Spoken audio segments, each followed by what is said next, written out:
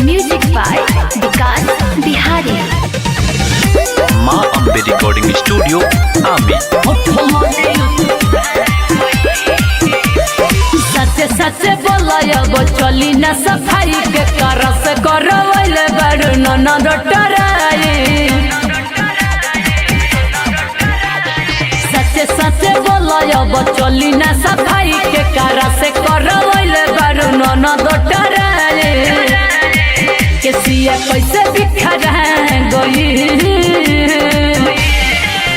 उठल लियो चुसा गई कहाँ नखिया रह गई। हाँ उठल लियो चुसा गई कहाँ नखिया रह गई।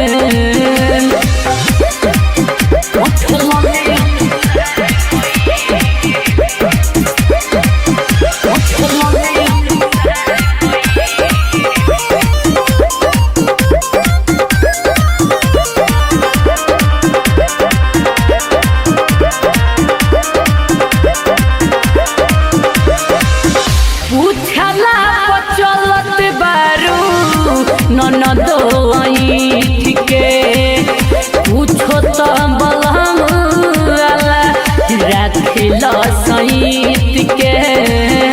पूछो तो बलम रखल सईत के। से जी बलम आज पूछी का बताइबू बोल कैसे ननद तू मुहावा लुकैबू। पवन के पलटा गई उठल लियो चुसा गई कहाँ नखिया रह गई। हाय उठल लियो चुसा गई कहाँ नखिया रह गई।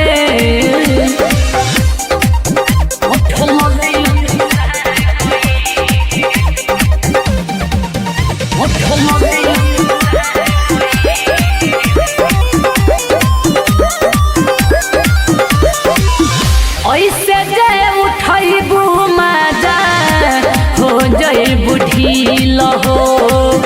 गिर लगी तोहार हनवा से झील हो। गिर लगी तोहार हंगवा से झील हो। कुछ तो बच्चे के रख सागर सुजित से विकास बिहारी मन तस्वीर जो गोलू मित से। पहिला ही उपाय गई उठल लियो चुसा गई कहाँ नखिया रह गई। हाय हाय उठल लियो चुसा गई कहाँ नखिया रह गई। सच्चे सच्चे बोलब चली न सफाई के कारा से करवल बड़ ननद डराई। केसिया कैसे बिखर गई उठल लियो चुसा गई कहाँ नखिया रह गई। हाँ उठल लियो चुसा गई कहाँ नखिया रह गई। माँ अम्बे